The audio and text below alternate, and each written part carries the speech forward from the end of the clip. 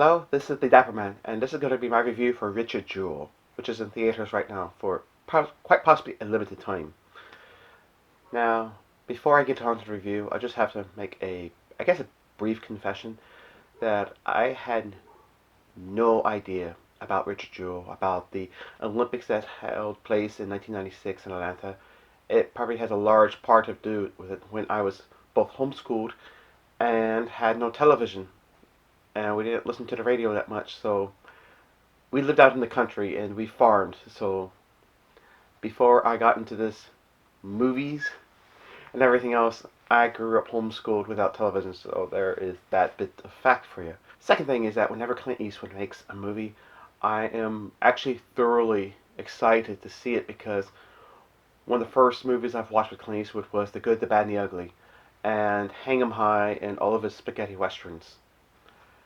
Soon afterwards, it was Dirty Harry, and I just absolutely, just basically loved everything he did, except for his first film, which was Play Misty for me.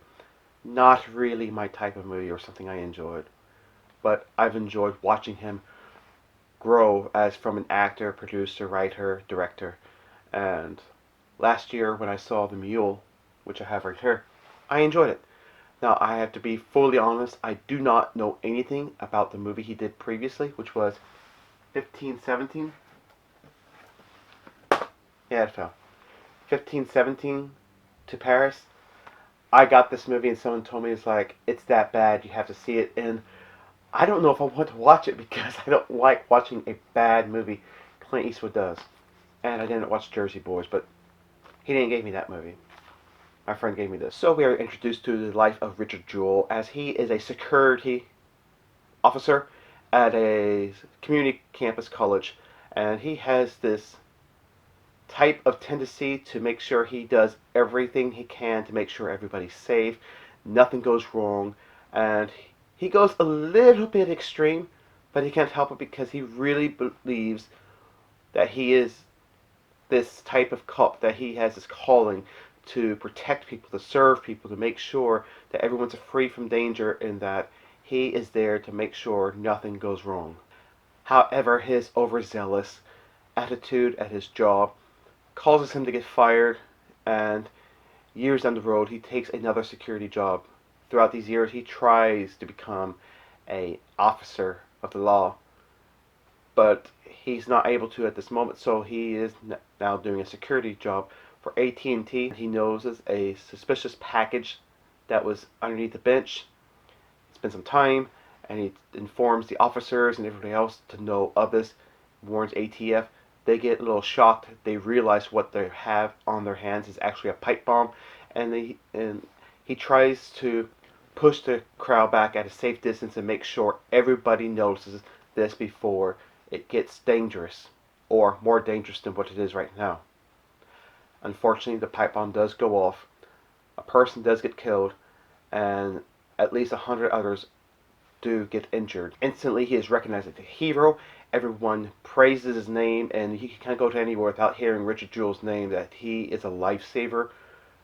Within 3 or 4 days, shortly after, the news then turns around on him and deems him as no longer a hero, but now the number one target suspect, that he actually planted the bomb just to be recognized, and the rest is history.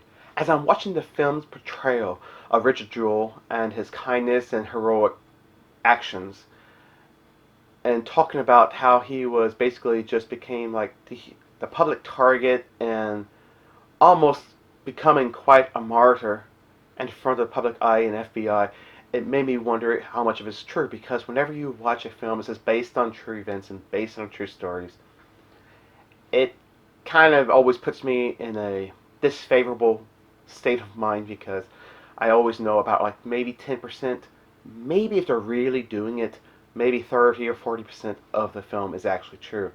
And I was actually a bit floored, because I decided to, after the movie, look up on different videos and brief articles last night before I do the review today. And it's actually quite true.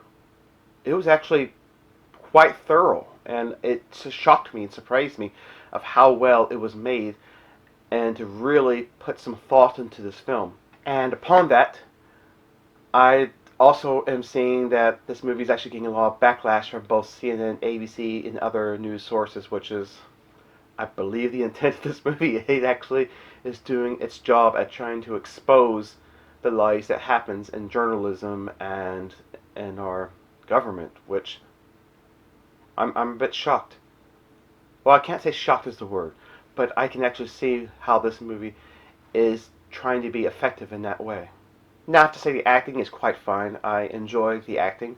Although I did not really enjoy Joe Hamm's performance because he has this very one-dimensional type of acting and it feels very bland. It didn't feel like he was actually being real. It didn't feel like he had layers. He didn't feel like he had emotion. It was quite emotionless and it drew me a bit off from the film. Another one is that by acted Olivia Wilde, which I've always never really enjoyed her acting. I've always considered her quite bland. And now for this role, for this certain journalist whose name I can't remember right now, it is quite odd because she plays this over the top laugh crackling. I mean, I'm not talking about laugh crack. It's just like if you watch any of the witches from the Disney films, this is the kind of character she plays in this film. So it felt very unrealistic. It was as though if there was a female version for Nicolas Cage in his over-the-top acting, this is Olivia Wilde. And once again, I'm just not really a fan of her. So it didn't do anything for me in this movie.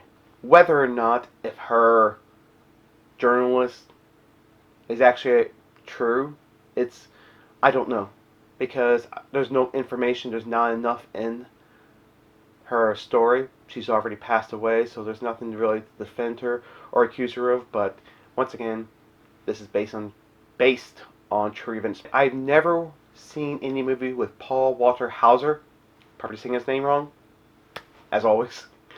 And I don't recall seeing him in any other role. I know he's played in other movies because I decided to look up other movies he played, but I didn't watch any of those movies. I didn't watch him in I, Tonya. I didn't watch a couple other things, so I just say there's some great things for this guy because after listening to him and listening to the interview, he sounds just like him. It's a bit freaky.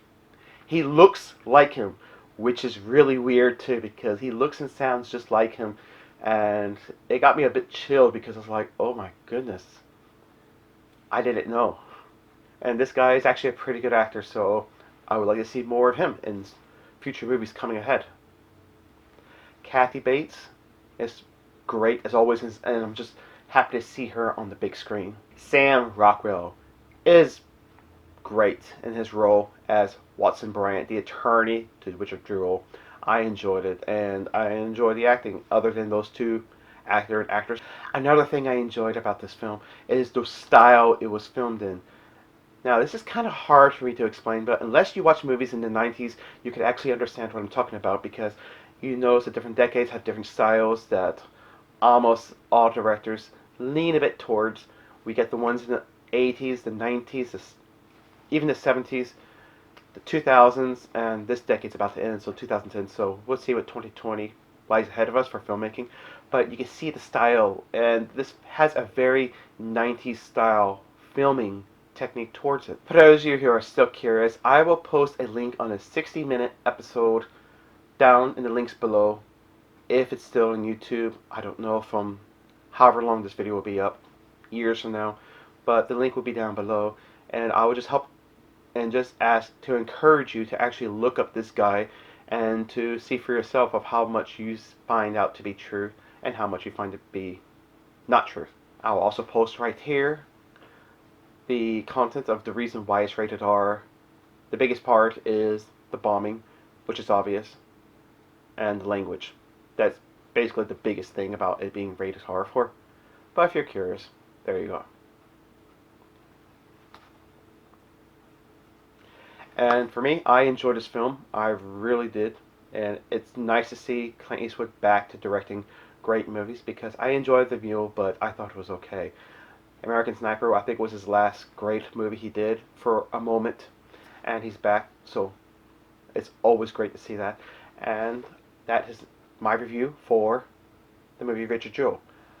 Hopefully you get a chance to see this film, and if you do, let me know in the comments below. If you know any thoughts about where you may have been or any time part in this time of history, let me know.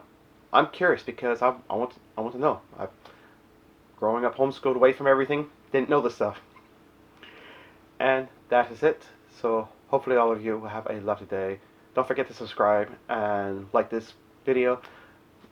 And hopefully I will see you around for the next one. Until then, cheers.